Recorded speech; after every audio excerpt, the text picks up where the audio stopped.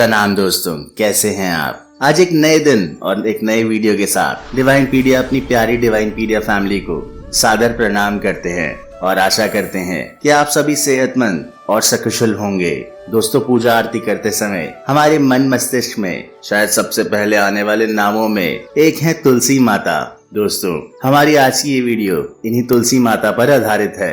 Video की शुरुआत करते हैं इस सुंदर तुलसी देवी मंत्र के साथ। ओम तुलसी देवाय च विद्महे विष्णु प्रियाय च धीमहि तन्नो वृंदा प्रचोदयात्। चलिए दोस्तों, बढ़ते हैं अपने सफर की ओर। दोस्तों, आज की कथा में हम जानने वाले हैं कि तुलसी में कौन सा पानी नहीं चढ़ाया जाता और कब नहीं चढ़ाया जाता, और इसी के साथ हम जानेंगे कि क्यों शिव और गणेश पूजन में तुलसी जी को नहीं रखना चाहिए। इसी के साथ साथ हम आपको बताएंगे हमारे एक मित्र के साथ घटी सच्ची घटना के बारे में। तो बने रहिए इस वीडियो के अंत तक हमारे साथ। आइए दोस्तों, आपको सबसे पहली बात बताते हैं। दोस्तों, तुलसी देवी में कभी भी गंदा पानी नहीं डालना चाहिए। तुलसी बहुत ही पवित्र और पूजनीय है। तुलसी में कभी भी वो पानी ना चढ़ाएं जो कि पीने योग्य ना हो। यदि आप तुलसी में ऐसा पानी चढ़ाते हैं जो पीने योग्य नहीं है तो आपके घर पर तुलसी माता की कृपा नहीं रहेगी और सुख समृद्धि दूर भाग जाएगी। दोस्तों, ऐसी मान्यता है कि तुलसी का पौधा घर पे होने पे घर वालों को बुरी नजर प्रभावित नहीं कर पाती है। साथ ही सभी प्रकार की नकारात्मक ऊर्जा सक्रिय नहीं हो पाती है। सकारात्मक ऊर्जा को बल मिलता है। अब सोचिए, अगर आप इन्हीं तुलसी पर गंदा पानी चढ़ा देंगे तो आपके घर से वो सकारात्मक ऊर्जा भी चली जाएगी। भक्तों, घर पर किसी भी विपदा के आने से पहले सारे संकटों को तुलसी माता अपने ऊपर ले लेती हैं। इसलिए भारतीय संस्कृति में तुलसी हर घर में लगाई जाती है। जिस प्रकार हर घर में देवता पूजन के लिए एक दिन तय है, उसी तरह तुलसी पूजन के दिनों से भी जुड़े हैं कुछ नियम। आइए जानते हैं। दोस्तों, रविवार का दिन भगवान विष्णु को अत्यंत प्रिय होता है और तुलसी जी भी विष्णु प्रिय मानी जाती हैं। इसलिए रविवार के दिन तुलसी के पत्ते को कभी नहीं तोड़ना चाहिए। साथ ही साथ विष्णु पूजन में तुलसी जी का होना अत्यंत महत्वपूर्ण है। अगर इनकी पूजा में तुलसी जी को ना रखा जाए तो विष्णु जी की पूजा अधूरी मानी जाती है। रविवार के दिन तुलसी में जल डालना निषेध किया गया है।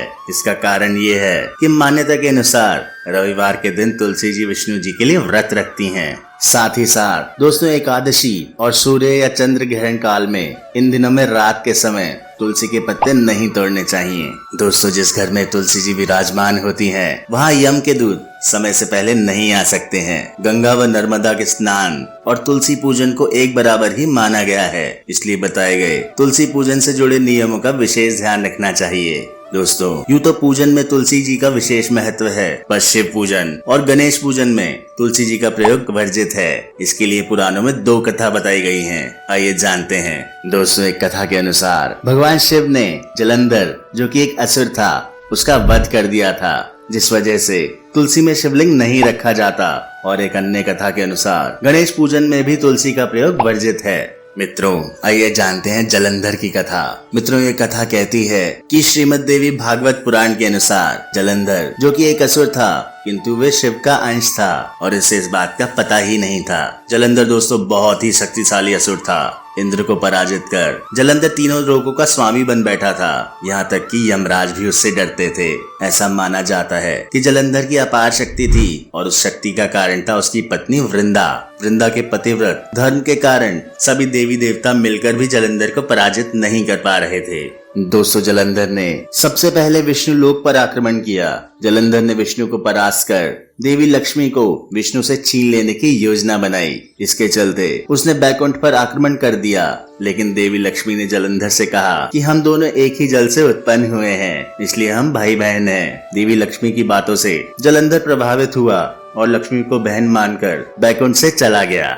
इसके बाद उसने कैलाश पर आक्रमण करने की योजना बनाई और अपने सभी असुरों को इकट्ठा किया और कैलाश जाकर देवी पार्वती को पत्नी बनाने का प्रयास करने लगा। इससे देवी पार्वती क्रोधित हो गई और तब महादेव को जलंधर से युद्ध करना पड़ा। लेकिन दोस्तों, वृंदा का सतत्व भगवान शिव का हर प्रहार जलंधर पर निष्फल कर देता था।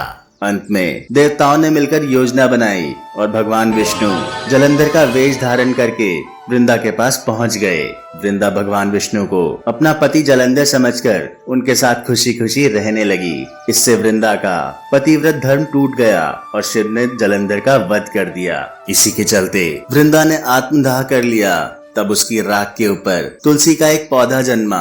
बस इसी कथा के चलते तुलसी जी में कभी भी शिवलिंग को नहीं रखा जाता है। तुलसी देवी वृंदा का ही स्वरूप हैं, जिन्हें भगवान विष्णु लक्ष्मी से भी अधिक प्रिय मानते हैं। दोस्तों आइए करते हैं एक सच्ची कथा का वर्णन। दोस्तों हमारा एक मित्र जिसने तुलसी जी में शिवलिंग को रख दिया था, वो रोज तुलसी जी में पानी देता, उसकी पूजा करता, और उसके बाद भी तुलसी जी सूख जा रही थी। वो बिल्कुल भी पनप नहीं रही थी उसके घर पे। एक दिन आया दोस्तों, अचानक से वो सुबह उठा और उसने देखा तुलसी जी के यहाँ से शिवलिंग चोरी हो गया है। मान सकते हैं दोस्तों, शिवलिंग को कौन चोरी करता है? अपने आप ही चमत्कारिक रूप से वहाँ से शिवलिंग गायब हो गया और उसके बाद तुलसी जी भी वहाँ पनपने लगी। ऐसा है दोस्तों चमत्कार। दोस्तों आइए अब जानते हैं श्री गणेश के पूजन में तुलसी को क्यों नहीं रखा जाता। दोस्तों धर्म ग्रंथों के अनुसार भगवान गणेश को श्री कृष्ण का अवतार बताया गया है और भगवान श्री कृष्ण स्वयं विष्णु के अवतार हैं। लेकिन जो तुलसी भगवान विष्णु को अत्यंत प्रिय है, इतनी प्रिय कि भगवान विष्णु के ही एक रूप शालिग्राम का विवाह तुलसी जी से होता है। वहीं तुलसी जी भगवान गणेश को इतनी अप्रिय हैं कि भगवान गणेश के पूजन में इनका प्रयोग वर्जित है। शास्त्रों के अनुसार गंगा किनारे तपस्या में विलीन गणेश जी रत्न जटित सिंहासन पर विराजमान थे। उनके समस्त अंगों पर चंदन लगा हुआ था। उनके गले में परिजात पुष्पों के साथ स्वर्ण मणि रत्नों के अनेक हार पड़े थे। उनकी कमर में अत्यंत कोमल रेशम का पीताम्बर लिपटा हुआ था। तुलसी श्री गणेश के रूप पर मोहित हो गईं और उनके मन में गणेश से विवाह करने की इच्छा जागृत हुई। तुलसी की विवाह की इच्छा से उनका ध्यान भंग हो गया। तब भगवान श्री गणेश ने तुलसी द्वारा तब भंग करने को अशुभ बताया और तुलसी की मंशा जानकर स्वयं को ब्रह्मचारी बताकर उसके विवाह को ठुकरा दिया।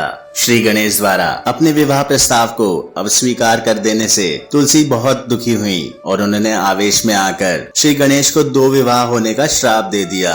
इसी पर श्री गणेश ने भी तुलसी को श्राप दे दिया कि तुम्हारा विवाह एक असुर से होगा। एक राक्षस की पत्नी होने का श्राप सुनकर तुलसी जी ने गणेश जी से माफी मांगी। तब गणेश जी ने तुलसी से कहा कि तुम्हारा विवाह शंखचूर्ण राक्षस से होगा, किंतु फिर तुम भगवान विष्णु और श्री कृष्ण को प्रिय होने के साथ ही कलयुग में जगत के लिए जीवन और मोक्ष देने वाली होगी। लेकिन मेरी पूजा में तुलसी को चढ़ाना शुभ नहीं माना जाएगा। यही वजह थी कि भगवान गणेश को क्यों नहीं चढ़ाई जाती तुलसी। तो दोस्तों ये था आज का तुलसी माता पूजन से जुड़ा एक रोचक ज्ञानवर्धक सफर। आशा करते हैं हम आपको अपने सफर में जोड़कर रख पाए होंगे और हमारी आगे आने वाली सभी वीडियोस का आप बेसब्री से इंतजार करेंगे। अंत में दोस्तों वीडियो अच्छा लगे तो लाइक शेयर सब्सक्राइब करना ना भूलें। भगवान आपको समृद्ध रखे। ओम नमः शिवाय। जय तुलसी माता।